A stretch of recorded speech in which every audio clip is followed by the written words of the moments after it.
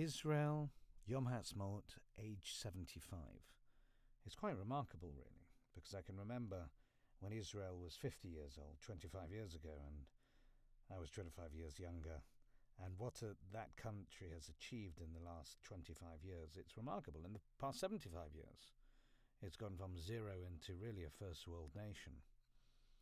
This week is a tough week for people who are Jews and supporters of Israel, which to me realistically is one and the same.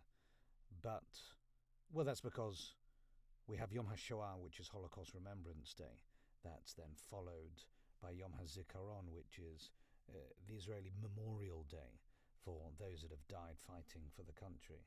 And then they emerge into immediate celebration of Yom Ha'atzmaut, which is the independence of Israel. And coming from Britain, we never really had British Independence Day or anything to celebrate any form of nationalism. One of the great things about living in America was the 4th of July, seeing that celebration of national identity in its multifaceted ways, where you have African Americans, Jewish Americans, Asian Americans, Mexican Americans, all celebrating in their way. And somebody asked me the other day, they said, well, why is Yom Ha'atzmaut so important to diaspora Jews?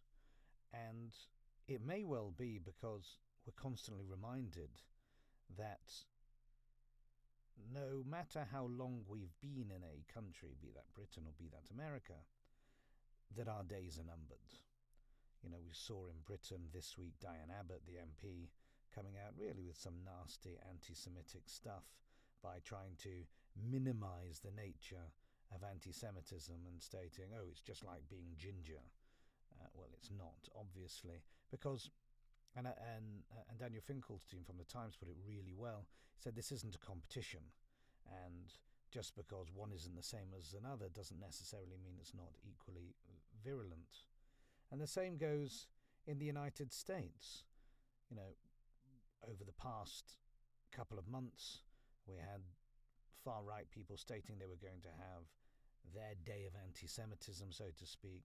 In New York, we've seen that a young boy was beaten up with nearly zero consequences in the judicial system for him as sanctioned, seemingly, by the district attorney.